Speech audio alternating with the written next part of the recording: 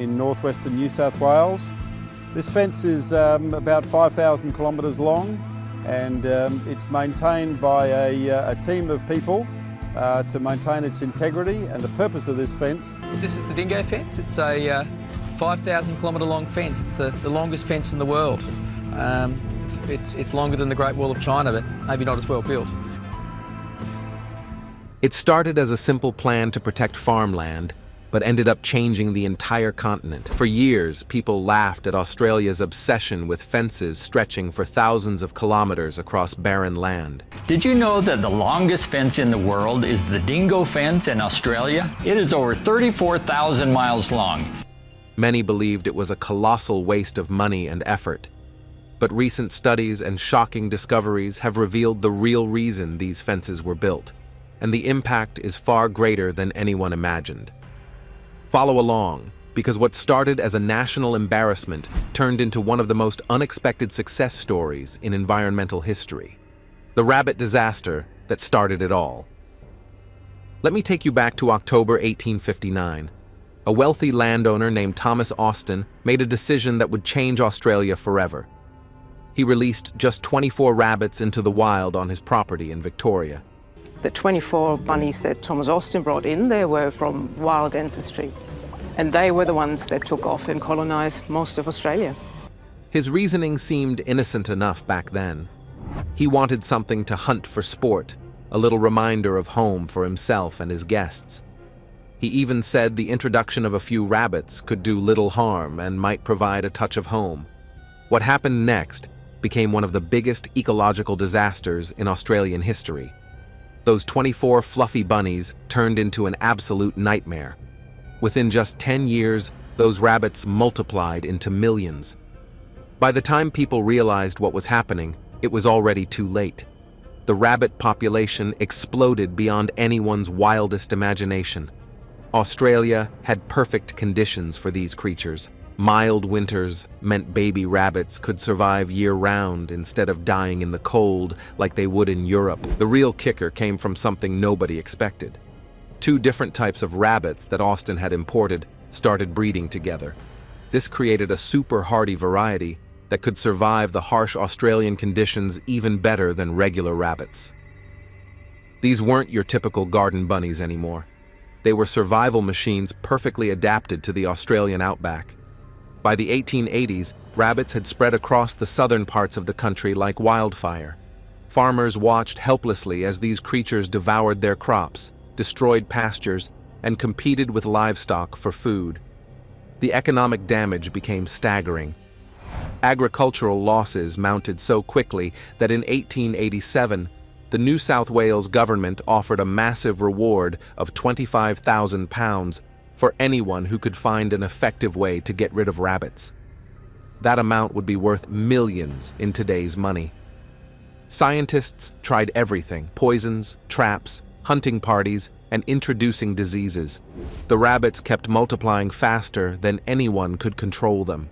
The audacious plan to fence an entire continent. Desperate times call for desperate measures.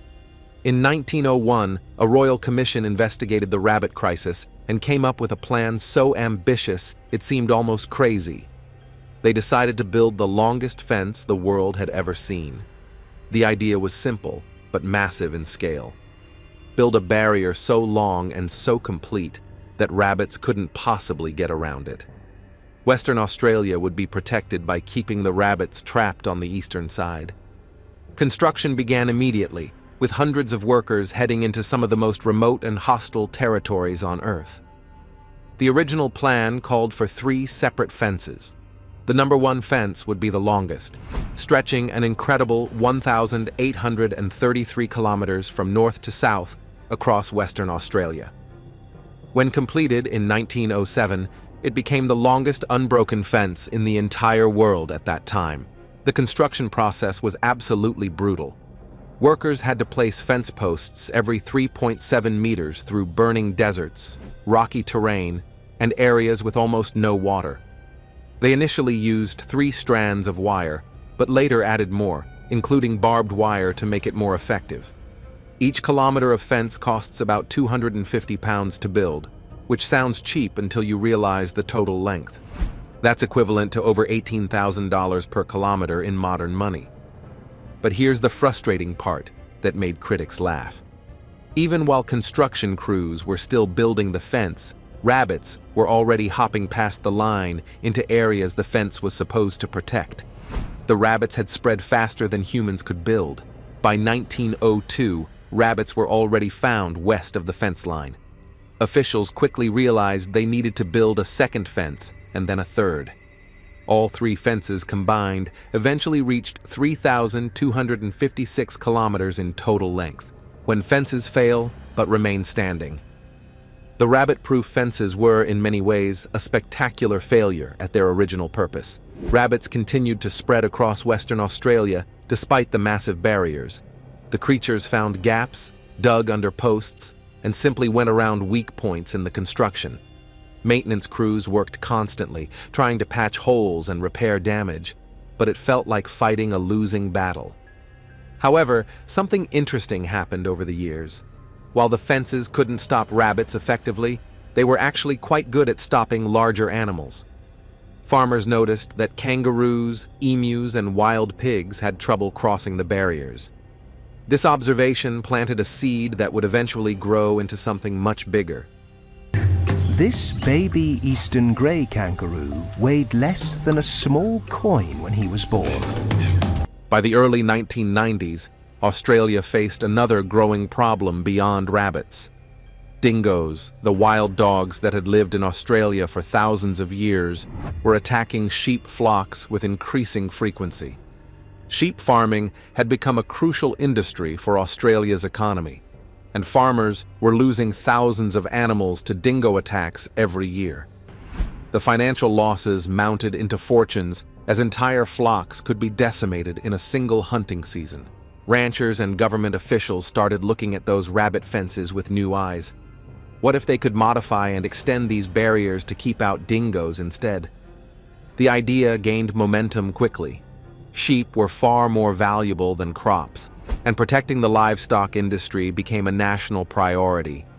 This thinking led to one of the most ambitious infrastructure projects in Australian history: birth of the mighty dingo fence.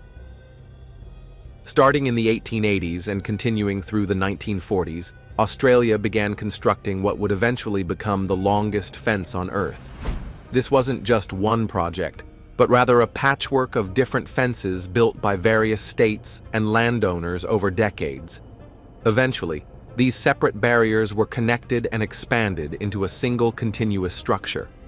The dingo fence, also called the dog fence or wild dog barrier fence, depending on which state you're in, stretches an absolutely mind-boggling 5,614 kilometers across the Australian continent. To put that in perspective, if you laid this fence in a straight line, it would stretch from New York City all the way past Los Angeles and keep going. It's one of the longest structures ever built by humans, visible even from space.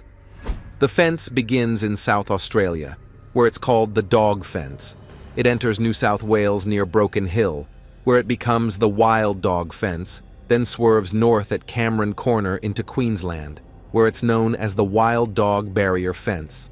The barrier cuts across some of the most unforgiving terrain on the planet. Scorching deserts, rocky outcrops, sand dunes, and areas so remote that some sections go months without seeing a human visitor. The construction and maintenance of this massive barrier required incredible dedication. The fence varies in design depending on location and when sections were built. Much of it consists of wire mesh, standing about 1.8 meters tall. Some sections in South Australia use multi-strand electric fencing powered by solar panels. In Queensland, the state employs 23 full-time workers just to maintain its section of the fence. Two-person teams patrol 300-kilometer sections twice every week, checking for damage, fixing breaks, and ensuring the barrier remains effective. The price of protection. Building and maintaining the dingo fence came with a staggering price tag that continues to this day. When construction ramped up in the 1940s, the project cost was already substantial. In 1930, Queensland alone had an estimated 32,000 kilometers of dog netting on top of existing rabbit fences. The consolidation into a single maintained barrier required coordination between 3 states and countless landowners. The annual maintenance costs run into millions of dollars. Workers must constantly patrol the fence looking for damage from weather, animals, or simple deterioration. Floods can wash away entire sections. Windstorms can knock down posts and tear mesh. Wild animals sometimes create holes while trying to cross. Even sand dunes shift over time, potentially burying or exposing weak points in the barrier. Strict laws protect the integrity of the fence because officials take breaches seriously. Since 1946, penalties have been in place for anyone who damages the fence or leaves the crossing gates open.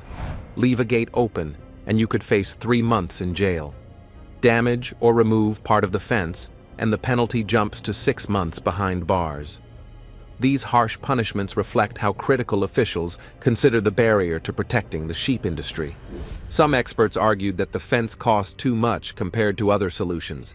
Poisoning dingoes with compound 1080 baits seemed like a cheaper alternative. These baits became widely used as a way to supplement the fence rather than replace it.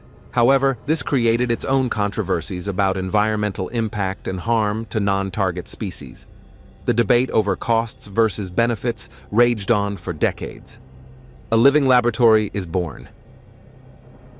Here's where the story takes a fascinating turn that nobody saw coming. Scientists began to realize they had stumbled upon an incredible opportunity. The dingo fence created something extremely rare in nature, a massive controlled experiment spanning thousands of square kilometers. On one side of the fence, dingoes roamed freely as they had for millennia. On the other side, they had been almost completely eliminated through hunting, trapping, and poisoning. This created 2 nearly identical environments separated by a single variable. Everything else was the same: the climate, the soil, the rainfall, the native plant species. The only major difference was the presence or absence of an apex predator. Ecologists dreamed of experiments like this, but could rarely achieve them at such a scale. Nature had handed them a textbook example of what scientists call a natural experiment. In the early 2000s, researchers from the University of New South Wales decided to take advantage of this unique situation. Led by Professor Mike Letnick, teams began conducting long-term studies on both sides of the fence. They wanted to understand what happens to an ecosystem when you remove the top predator from the food chain. The initial predictions seemed straightforward. Without dingoes hunting them, prey animals like kangaroos should increase in number. What the scientists discovered over the following years shocked the scientific community and challenged basic assumptions about predators and ecosystem health. The differences between the 2 sides weren't subtle. They were dramatic, visible, and growing more pronounced over time. Something remarkable was happening, and it had massive implications for how we understand nature. The kangaroo explosion. When researchers first started counting animals on both sides of the fence, the numbers seemed almost unbelievable. They spent 4 years driving along dusty outback dirt tracks, carefully documenting every animal they spotted. The results painted a stark picture. On the dingo side of the fence, researchers counted 85 dingoes and just 8 kangaroos across their study area. Now here's where it gets wild. On the opposite side, where dingoes had been eliminated, they found only 1 single dingo, but an astonishing 3,200 kangaroos. Let me repeat that, because it sounds made up. 3,200 kangaroos compared to 8. The kangaroo population had absolutely exploded in the absence of their natural predator. Without dingoes to hunt them, kangaroo numbers went through the roof. At first glance, this might seem like good news. More kangaroos means more wildlife, right? Unfortunately, the reality proved much more complicated. Those massive kangaroo populations started causing serious problems for the entire ecosystem. Kangaroos are herbivores that eat a lot of vegetation. When you have hundreds of times more kangaroos than normal, they consume an enormous amount of plant life. The researchers set up experimental plots to measure the impact. They created 8 plots on each side of the fence. Half of each group was fenced off to keep kangaroos out. On the dingo side, closing plots to kangaroos didn't make much difference to vegetation. But on the side without dingoes, the kangaroo-free plots showed about 12% more vegetation coverage. The massive kangaroo herds were literally eating the landscape bare. The disappearing desert. The vegetation changes became so dramatic that scientists could literally see them from space. This isn't an exaggeration. Satellite imagery from NASA and the United States Geological Survey revealed stunning differences between the two sides of the fence. Dr. Adrian Fisher, a remote sensing specialist, used 32 years of continuous Landsat satellite data to track changes in the Australian desert landscape. The imagery showed something remarkable. Both sides of the fence had similar rainfall patterns, so you'd expect similar plant growth.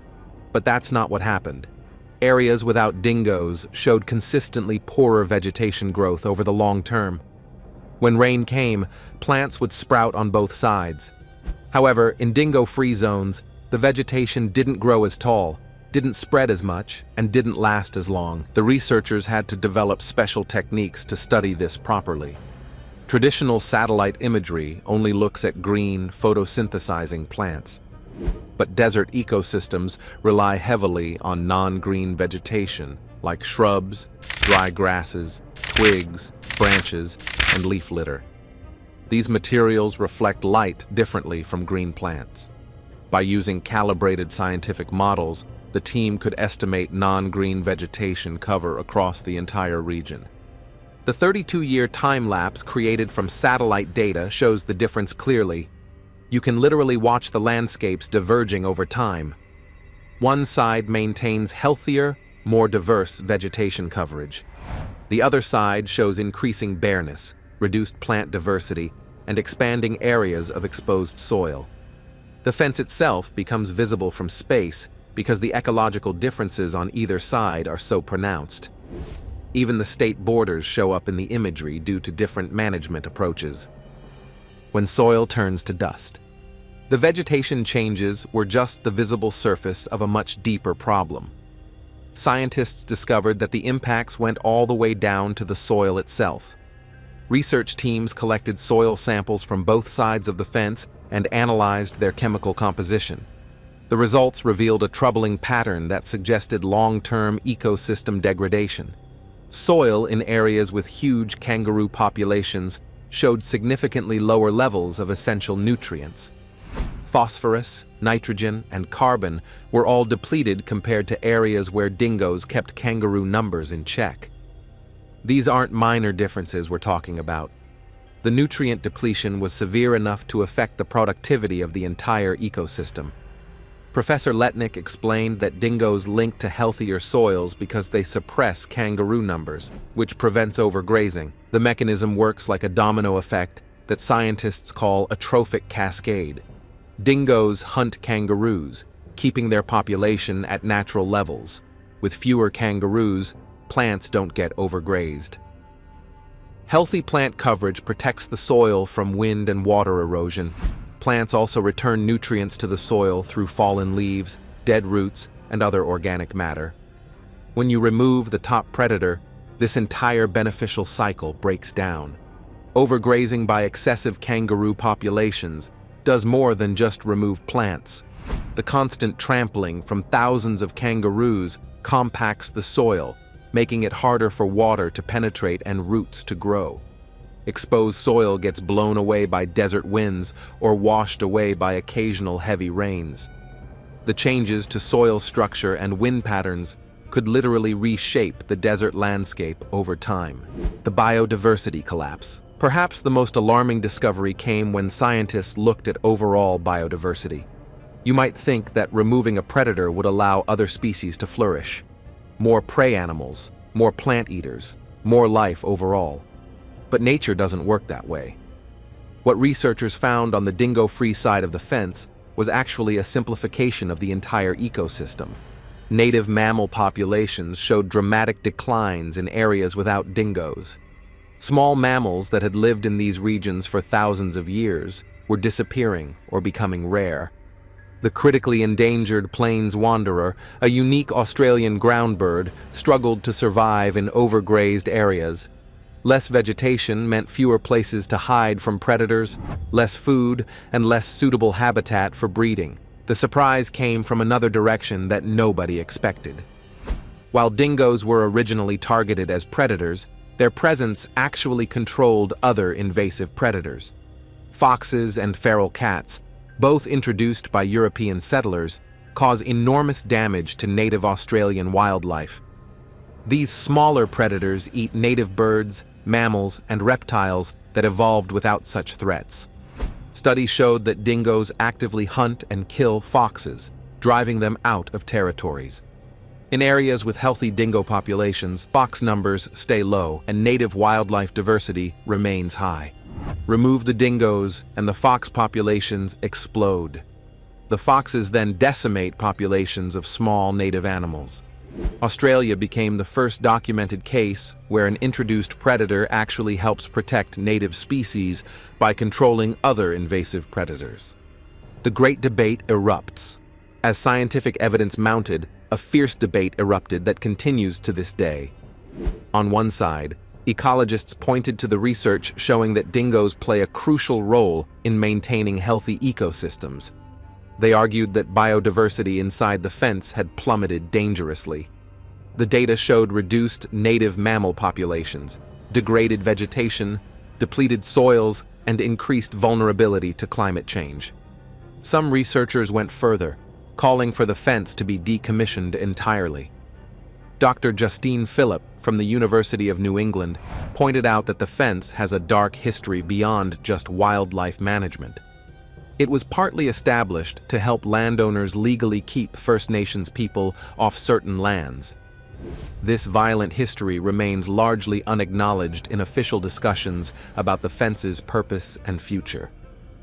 A 2021 research paper made the bold argument for decommissioning the dingo barrier fence as part of the United Nations Decade on Ecosystem Restoration. The authors noted that sheep numbers in the arid zone had actually contracted by over 75% since 1991 due to market forces and climate change. Meanwhile, demand for ethically produced goods like predator-friendly meat was increasing. Why maintain such an expensive barrier for an industry that's already shrinking? But ranchers and rural communities pushed back hard against these ideas. For them, the fence represents over a century of investment in protecting their livelihoods. Before gaps in the fence were sealed in 2023, South Australian authorities reported that approximately 20,000 sheep were dying each year. That's real money and real animals being lost. These aren't abstract ecological concepts, but the difference between farms surviving or going bankrupt. The shocking truth revealed. So what's the shocking truth that critics never saw coming? The fence they mocked as wasteful and pointless actually created one of the most important ecological experiments in human history. It proved something that scientists had theorized but struggled to demonstrate at such a massive scale. Apex predators don't just kill prey animals. They fundamentally shape entire ecosystems in ways we're only beginning to understand. The presence or absence of a single species, the dingo, creates two completely different worlds. On one side, you have a more balanced ecosystem with diverse wildlife, healthier vegetation, richer soils, and greater resilience to environmental stress. On the other side, you find an ecosystem sliding toward collapse with exploding herbivore populations, vanishing native species, degraded landscapes, and reduced capacity to withstand droughts and climate change. Recent technological advances have made the differences even more obvious. In 2024, a report to the New South Wales Lands Minister showed that fewer than 10 wild dogs existed outside the fence in NSW territory, with the fence determined to be in very good order. The same year, construction began on a 32-kilometer extension to close gaps between state borders. The fence remains effective at what it does, completely separating two ecological worlds. The implications go far beyond Australia. This massive natural experiment teaches us about the importance of apex predators in ecosystems worldwide. From wolves in Yellowstone National Park to sharks in coral reef systems, top predators play roles that ripple through entire food webs. Remove them, and you don't just lose one species, you potentially destabilize the entire system they helped maintain.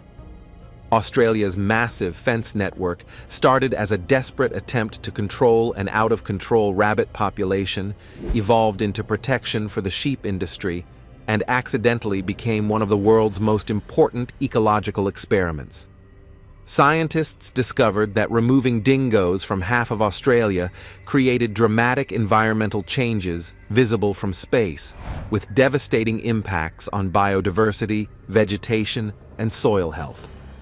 The debate continues between protecting traditional farming practices and restoring ecological balance. What do you think should happen to the dingo fence? Keep it standing to protect livestock or tear it down to restore the ecosystem? Drop your thoughts in the comments below.